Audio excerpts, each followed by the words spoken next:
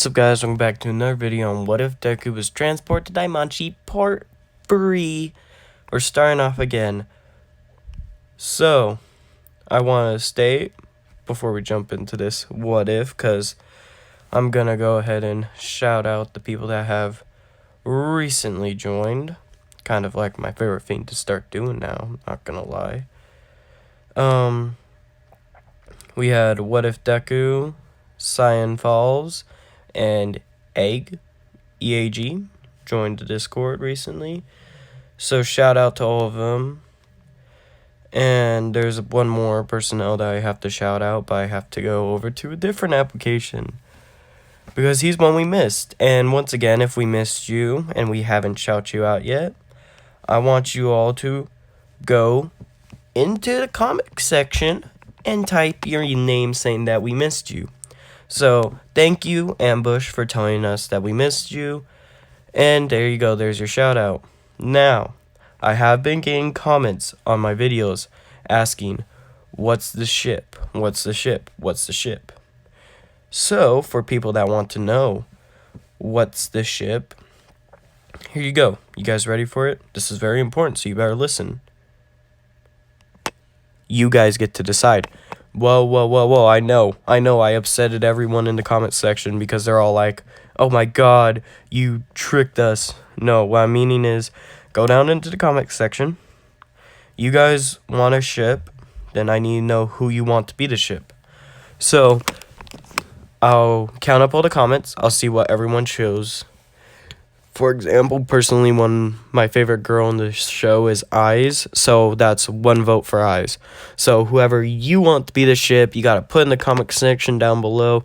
The character that gets the most votes to their name will become the ship with Deku there in this series. So go ahead and do that. And no, we're not taking harem as a choice here. Go ahead and go down in the description down below and give me a single name, please. Now, once again, I'm sorry. You guys might be wondering why danmachi came out today, because if anyone knows the schedule, danmachi should have came out Monday.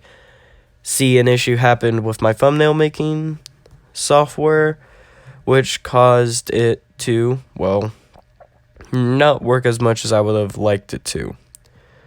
So, currently, we didn't do the thumbnail. I didn't make a thumbnail today, and I had a migraine still, and I still have this sore throat from about 4 days ago now. No, it's 3 days, not 4. As you can see, my mind's a mess. So I'm very sorry for that, guys. But, you know, if you guys want to go down into Discord, join it, chat, there's people there, you know, and you guys get updates, so you guys will understand the reasonings why a certain video comes out before I even explain it in the video itself, or why there's a video missing before I explain it in the video itself. I believe that's a fair trade-off. Now, let's jump straight into this what if. Deku woke up the next morning. He stretched his body. He found it weird sleeping in a dungeon. He slept in a solo tent, and he mainly stayed solo away from everyone else.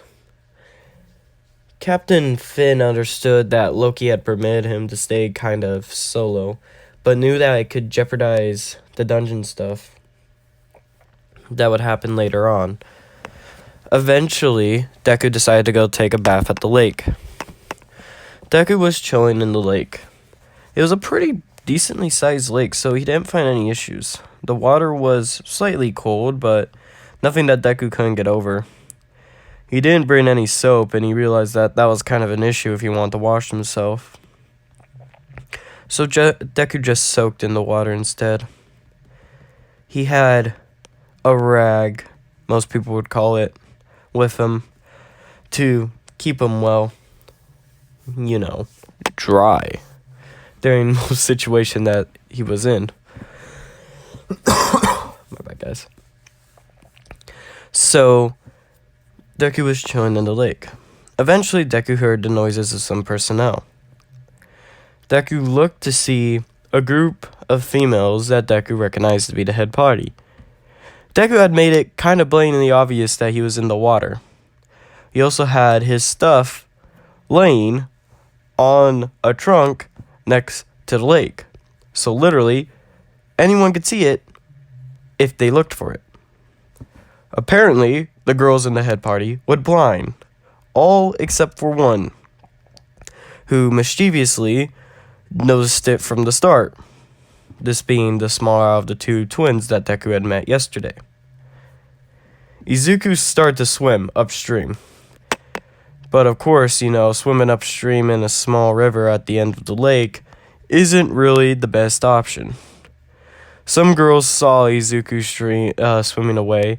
Eyes gave a very confused look, while Leafia gave a very embarrassed look. Revelia really didn't care. Well, she kinda cared, but she really didn't show it on her stoic impression on her face. Since they know Izuku was purposely trying to get away from them. Izuku was beet red. Tion didn't care, while Tiona just smiled and looked at the clothes that Izuku had left there. All the other girls had finally noticed the clothes and realized that they had kind of just peeped on Izuku chilling in the lake.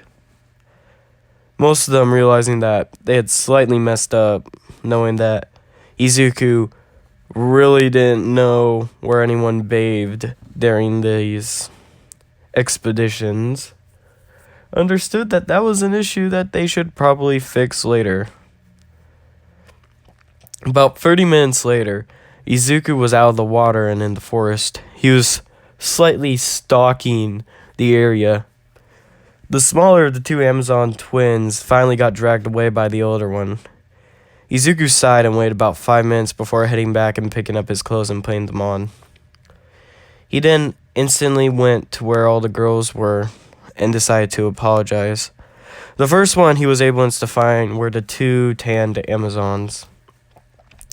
Izuku apologized to both of them. Tion really didn't give much of a response, while Tiona really just kind of smiled, thinking that now she had a somewhat of a leverage over Deku. But before she could say anything, Tion said, "Tiona, you do understand that we were the one who peeped on him. We should be apologizing, not him." This kind of got rid of all of Tiona's leverage.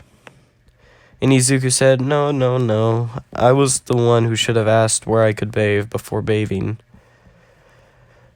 Tion just rubbed her forehead while Tiona just got an even more devilish smile. Izuku says, "I have to go now. I have to go apologize to the other ones." Tiona just kind of giggled at this, while Tion really didn't care. Izuku ran away. Luckily, the next one he found was the girl that he knew to be Eyes, with another girl that had blonde hair that Deku remembered being Leafia. Deku apologized to both of them, Eyes returning the apology because she hadn't seen his, clothing that was clearly laid out. Leafa kind of had somewhat of an upset expression, but her face was mainly beet red and accepted Deku's apology. Finally, when Deku went to go ahead and meet with Revelia to heal his hands, which took about 30 minutes to an hour, he apologized.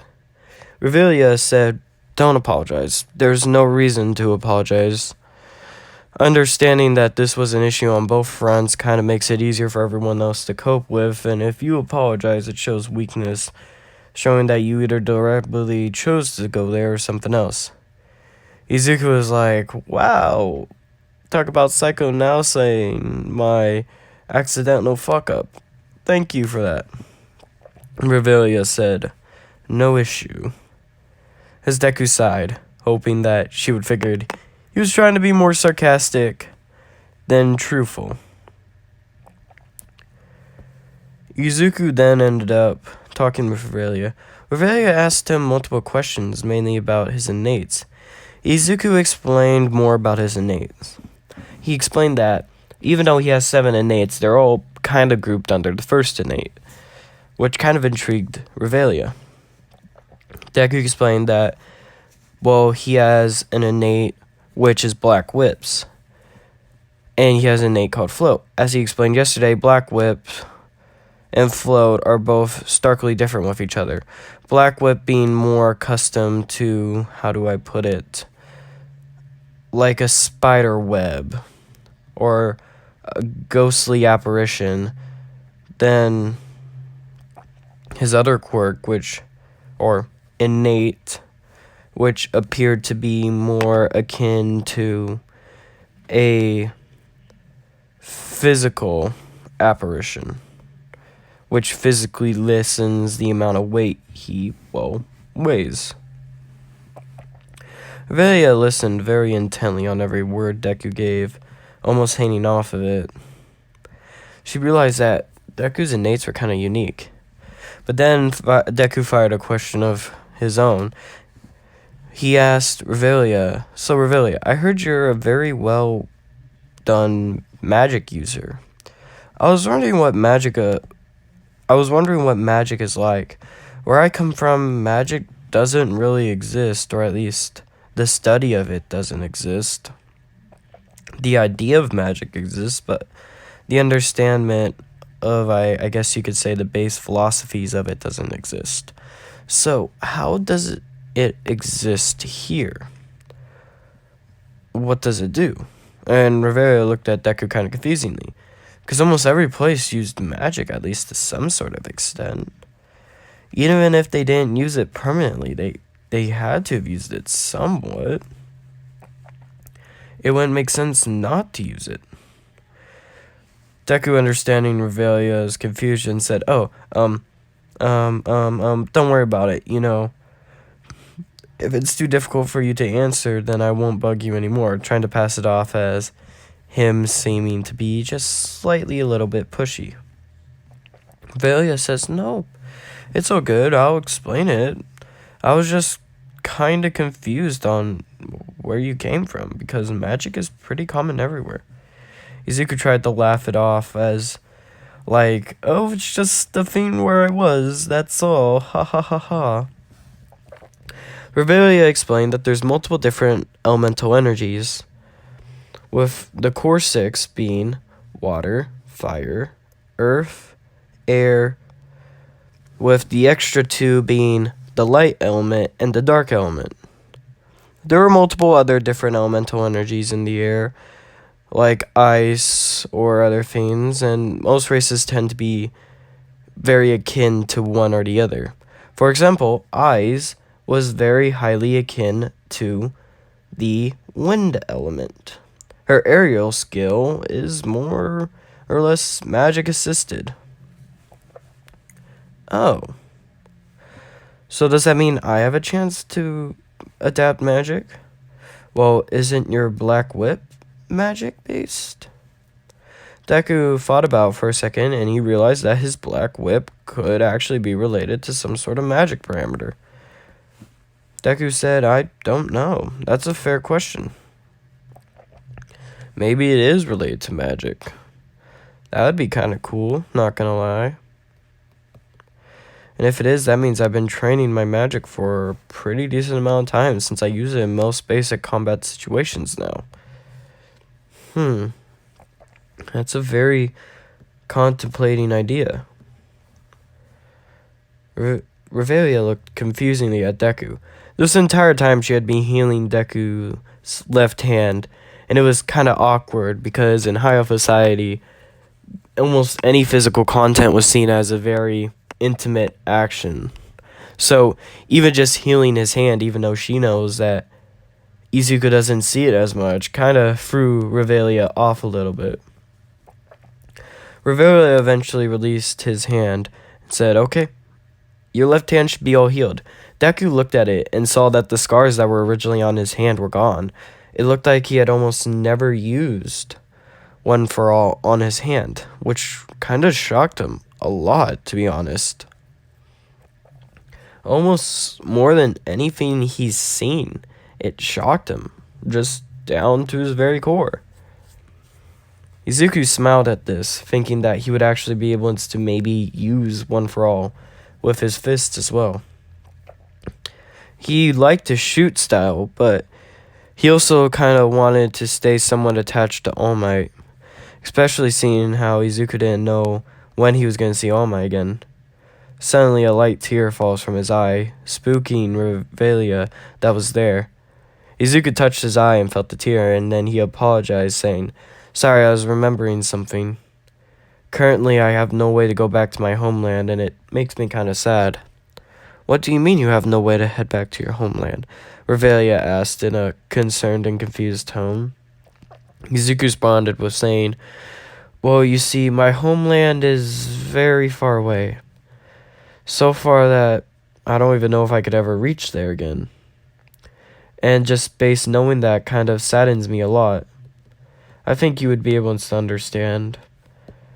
I heard the elves are off into a forest over to the northwest. And in that forest, that's where they live. So all your family members and stuff are there too. And I've assumed that you can understand not being able to be with your family members kind of sucks. I wonder what my mom and my teacher think." And she asked, "Didn't you choose to come here?" Deku shook his head no to this, and explained that he had more or less been teleported here with a form of magic, as he puts it. Revelia kind of confused and wanted to inquire about the magic Izuku was talking about, especially because he said that no one there knew how to use magic, and space magic in general was very rare, almost as rare as gravity magic or even time magic. Deku sighed and he said, "If you want to find out more information about that magic user, I can't tell you. All I know is I don't know what my affinities are with magic. It would be kind of cool to know them, though." Revelia, trying to think of a way, couldn't really deduce how to work it. Eventually, Revelia was like, "Okay, I'll demonstrate one of my spells for you," as she stands up and chants something underneath her breath, which Deku couldn't see. Suddenly, a green circle appeared in front of her. Deku studied this circle, and then eventually he looked at his body to see a thin layer of green energy around him. Deku thought this was very weird, and he was wondering what had happened. Revelia explained that she had cast a spell on her. The spell was an elf race spell. Deku's like, "An elf race spell?" "Yes, you see, certain species have spells pertaining solely to them and not to other species. The elf race, for example, my race, is one well known for, well, containing very certain spells that only our race itself can use. For example, our race can only use these spells that are, well, attributed to our god, or our ancestor, I should say, Alf. If. Deku was kind of confused, and he's like, "So your god is the reasoning why you can only use those certain spells. But the spell itself seems to create a small layer of protection." And she says, "Yes, see, the layer of protection around you is wind-based. The wind-based protection creates a layer in between your skin and anything that attacks you, giving you increased defense." Izuku thought this spell was very cool. And he's like, "That weird circle you made." And Reveria is like, "Oh yes, once you get the mage development skill, you can see circles. Or not see, you can create circles, and other people can see the circles you create. This allows you to, well, I guess it's not really study your own circles. It's hard to explain."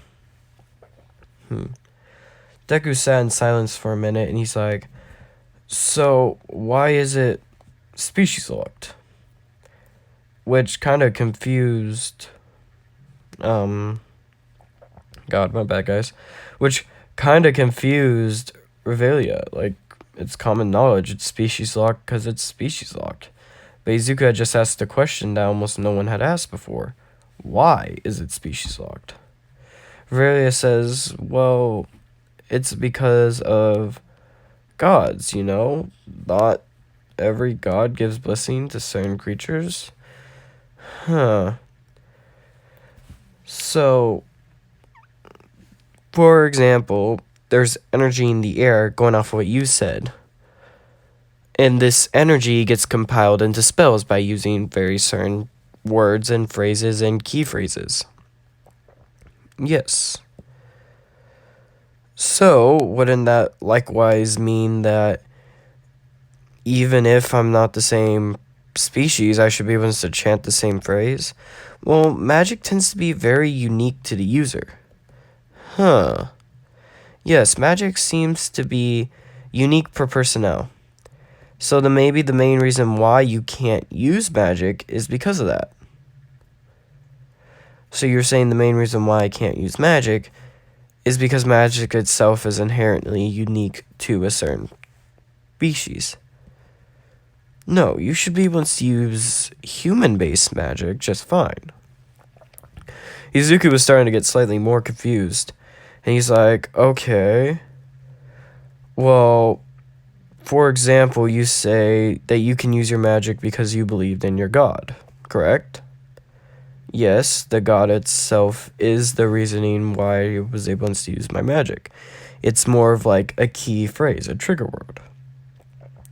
So if I just believe in the same personnel, then I should be able to use the magic. No, that's not how that works. My bad, guys. My throat's shot currently. Well, no, that's not how that works. Okay, and would you like to explain why that is not how that works? Because that's just not how it works. You guys are the most annoying type of people. Okay, just saying it's not how it works because it's not how that works does not work. You gotta give a reasoning. Why does it not work? See, under basic forces, if I manipulate wind energy to create a barrier around myself and around allies, that is the same thing as your spell. So, for example, wind, comprise onto me and cover my allies with holy majesty and give it the strength and durability of all might. Suddenly, a small green circle appeared around Deku's hand, and a very faint green shield appeared around Revelia, shocking Revelia and Izuku at the same time. Izuku's like, well, this is a page turner. What did you do? Revelia asked. Well, I just said the name of my hero, my favorite person in the world, someone I put more faith into than almost anyone else, who would always rescue me in case of need and danger. Revelia instantaneously tried to take this in, thinking that that kind of breaks fundamental laws. Izuku had just created a new spell. A spell that doesn't even make sense, because it's just a copy of her spell, but with a different person's name. This makes no sense. Riverdale's usually stoic expression kind of slightly faltered, turning more into like a dumbfounded and excellently confused expression. Izuku's like, well, first off, let's try not to jump into trying to figure out what I just did. Revelia looked at Deku confusingly as Deku then stated, think about it. If I just crack the code to magic, no one's gonna like it, okay? Cracking the code to be able to use spells that were originally species locked is a massive issue. I'll continue to study in private. Love to hear more spells about you, so I can re-engineer them. But it seems like magic is confined simply as energy, and using chants and circles helps compress the energy. Even though I don't know how the circles are really made well yet, I still know that the energy is there. And that the energy itself is pretty easy to manipulate. I almost didn't feel any resistance to it at all. Then again, it seems like my version of it was way weaker than your own. Now, this could be contributed to a number of things, maybe my variation of it was weaker because of the base fact that I, personally, haven't actually done any spells before. Or maybe it could be related to this mage development skill you said that you had. But even though I produced a circle, which you said was locked behind the mage development skill itself. So maybe I developed the mage development skill during that time. Or maybe I didn't. I don't know. Deku was kind of confused by this, trying to wrap his head around it. While Deku was confused, Revelia was even more confused because the boy standing in front of her broke the simple law of magic that she had grown up with and known about for so long. Even though she was 96 years old, she had never seen anyone basically copy her spell, except for Leafia. And Leafia, yes, could copy spells, but that was one of her innates, and Izuku explained that he didn't have any innate like that. He just used his understanding? Would understanding be the word? Revelia is so confused at this point that she couldn't even tell her left from her right. Deku then excused himself from the tent as he left. Eventually, Revelia finally caught up and realized that Deku had left. She's like, oh, that little bitch. As we cut back out from Revelia's tent back over to where Deku's at, Deku was walking through the forest, and he actually stumbled upon Aiz and Leafia.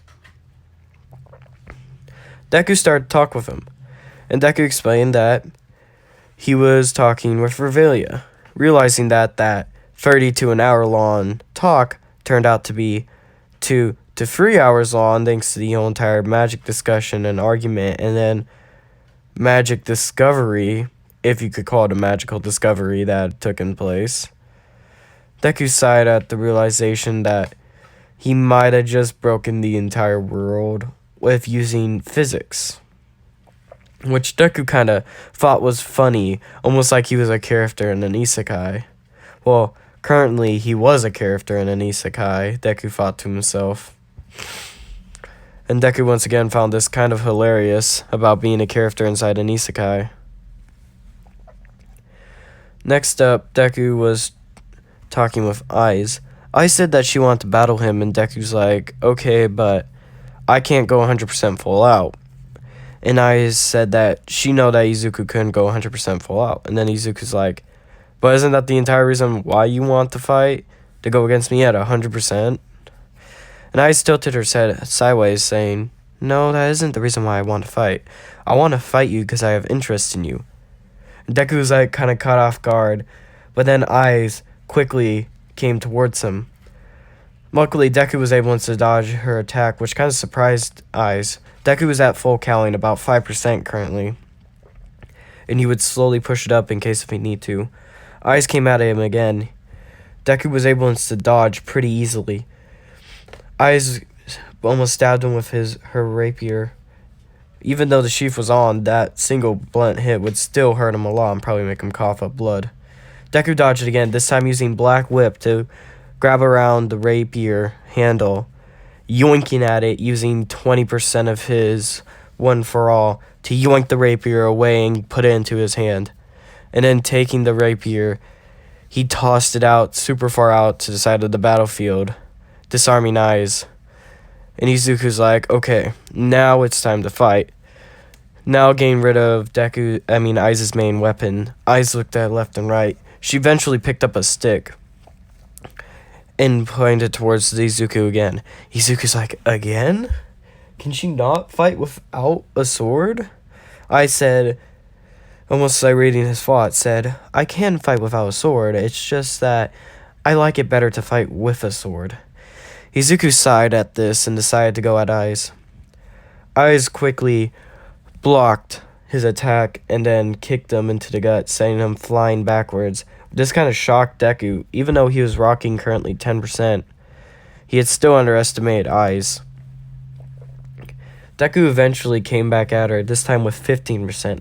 Aiz can tell that Deku was faster, way faster than before, but not nearly as fast as when he was fighting the Goliath.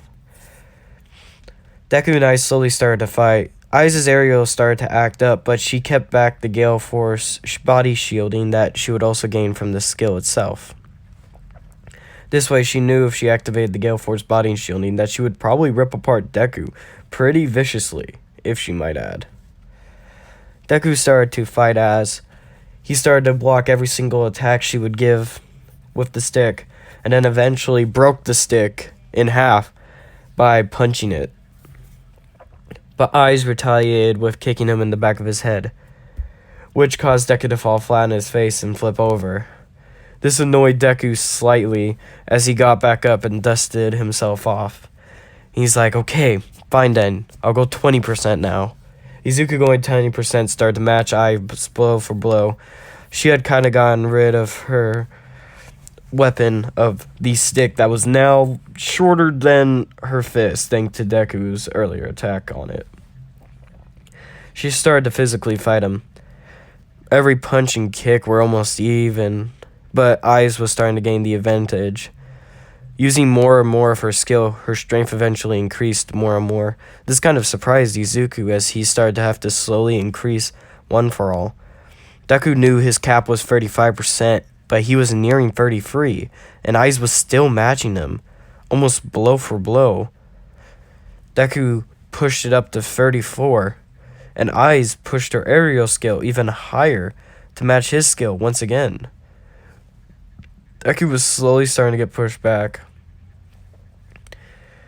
And then Deku sent an uppercut, but Eyes evaded. Sadly, her evasion really didn't work well, because rather than punching her in the stomach, Deku ended up hitting directly onto her breastplate, causing Eyes not only to stagger backwards, but causing Deku's hand to start bleeding heavily. Deku looked at his hand, he's like, God damn it, as he started to shake his hand, kind of upset by how much it hurts, because his whole entire knuckles were busted at this point. Deku did kind of go at that punch with 34%, even though it wasn't 35. His hand was still shattered from hitting the metal that hard. But Eyes was even worse. Checking where her breastplate had been, almost the entire top half is totally blown off, with a portion of her clothing also being blown off with it.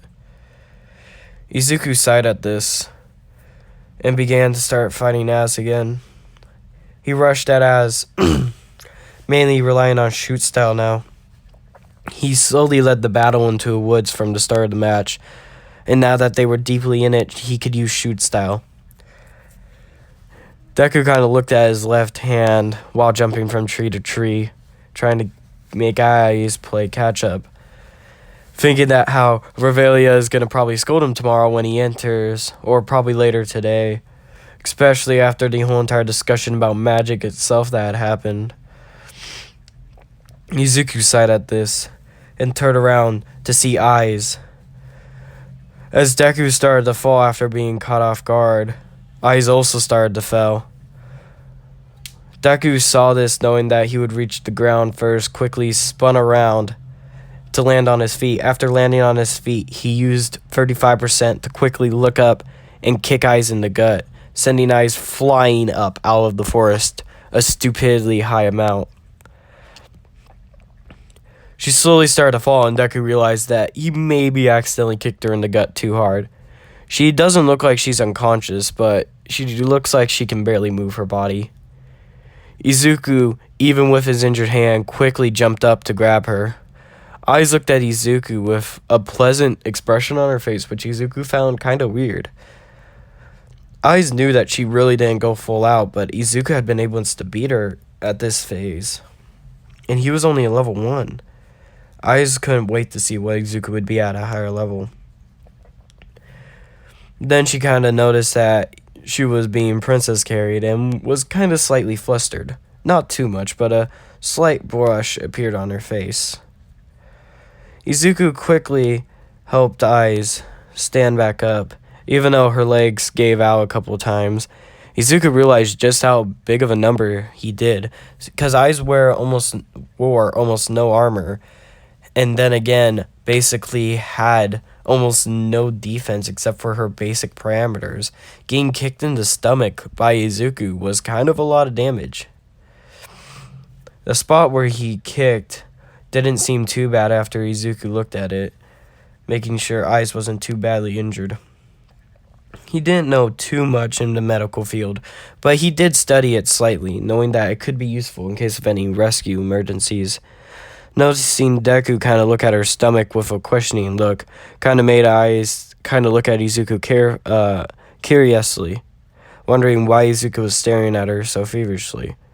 Afterwards, eventually, Deku looked back up to meet eyes face to face, kind of a little bit too close for comfort, which caused Izuku to start back as he said, "Oh, I'm sorry, Eyes. I was checking to make sure you didn't have any personal injuries that could have been a lot worse in the stomach area. You should probably wear more armor. Your almost no armor idea really isn't a good one for in case of you actually get a hit. For example, my kick damaged you pretty heavily." Leafa eventually caught up and was able to heal Ice and Izuku basically completely out before running out of mana. Izuku thanked Leafia and Ice before leaving. He had ate dinner, but he had decided to eat dinner alone, once again trying to stay relatively distant from the most of the other people because he doesn't want himself to be too well known. Even though he had kind of failed at that, seeing how almost everyone knew of the boy who's level 1 and was able to take out the Goliath. Izuku sighed, knowing that that was his nickname. Afterwards, Deku eventually ended up sleeping underneath the stars this time. And that's where we're going to leave it off, guys. If you liked it, hit the like button. If you enjoyed it, hit the subscribe button. And like I said, go down in the comic section. Tell me who you want to have Deku shipped with. As you see, I've kind of given a little bit for Tiona. I've kind of given a little bit with Az, and I kind of give a little bit with Revelia. Leafia is going to be kind of harder because she's in love with Az, if you didn't know. And Tiona is kind of in love with Finn. And I can't really think of any other female that's in the Loki familiar. But you guys can choose whoever you want. It's just if you want to see more sooner romantic action, it'd probably be smart to choose someone in the Loki familiar. And until next time, goodbye.